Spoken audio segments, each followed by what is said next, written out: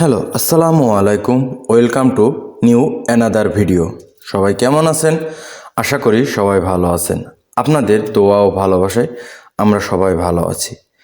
আর সবাইকে আমাদের চ্যানেলের পক্ষ থেকে জানাই প্রাণ ঢালা শুভেচ্ছা। সবাই আমাদের চ্যানেল ও ফেসবুক পেজটাকে ফলো করবেন, ইউটিউব থেকে ঘুরে আসবেন এবং নতুন নতুন ভিডিও দেওয়ার জন্য আপনারা উৎসাহ দিলে আমরা আরও নতুন ভিডিও আপলোড করব। ইনশাল্লাহ আপনাদের মধ্যে নতুন কিছু দেখানোর চেষ্টা করব।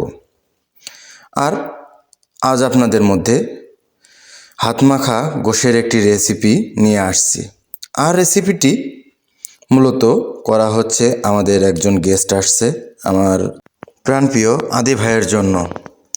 আজ আদি ভাই আমাদের এখানে বেড়াতে আসছে, তাই তার জন্য কিছু রান্নাবান্না করার জন্য সবাই মিলে চেষ্টা করা হচ্ছে।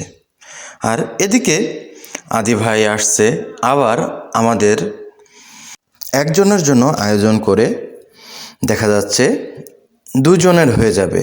আমাদের সদ্যীয় বড় ভাই দীপ ভাইয়ের আজ ছিল জন্মদিন, তাই আর কি সবাই মিলে সকাল সকাল ঘুম থেকে উঠে মাংস ভিজাইয়ে মাংসটাকে সুন্দর করে ধুয়ে প্রসেসিং করে নেওয়া হবে রান্না করার জন্য।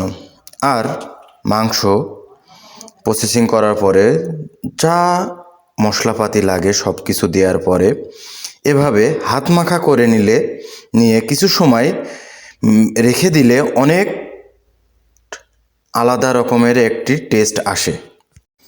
আর কিছু কথা না বললেই নাই, যেহেতু আমি নতুন ভিডিও বানাই, হয়তো আমার কথাগুলো ততটা সঠিকভাবে গুছাইয়ে বলতে পারি না, তাই ভুলটাকে আপনারা ভুল না মনে করে সংশোধন করে দেওয়ার জন্য আমাকে একটু জানাবেন সবাই।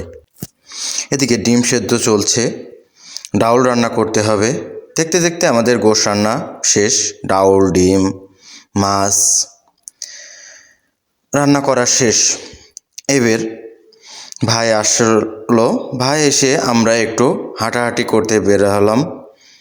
হাঁটাহাঁটি করার শেষে এসে আমরা খাওয়া দাওয়া করব। সবাই একসাথে থাকলে একটা আলাদা মজা পাওয়া যায়, সেটি হয়তো আমরা যারা দেশে বন্ধু আছি তারা এই মজাটা বুঝব। আর যেহেতু আজকে দীপ ভাইয়ের জন্মদিন, তাই চলে আসলাম একটি কেক কেনার জন্য। আমরা কেক কেনা শেষ করে বাসায় চলে আসলাম। বাসায় এসে খাওয়া দাওয়া শেষ করে এইবার আমাদের কেক কাটার পালা শুরু হবে। তো কেক দুটোর ডিজাইন বেশ ভালো ছিল, দেখতে অনেক সুন্দর লাগছিল। এরপরে সবাই মিলে একসাথে কেকটা কাটতে শুরু করা হলো। আর দেখতে দেখতে 6 মাস হয়ে গেল সেই আপনজন ছেড়ে আসা। এভাবে আরও কত 6 মাস, 1 বছর, 2 বছর, 5 বছর যাবে, উপরআল্লাহ সেই একমাত্র ভালো জানে। আর হয়তো একটা সময় এই যে আপন মানুষগুলোর সাথে একসাথে আর থাকা হবে না। এর মূল কারণ আমাদের কাগজপাতি হয়ে গেলে সবাই তো আর এক জায়গায় চিরদিন থাকা যাবে না। সবাই যে যার মতন করে এক একজন এক এক জায়গায় সেটেল হতে হবে।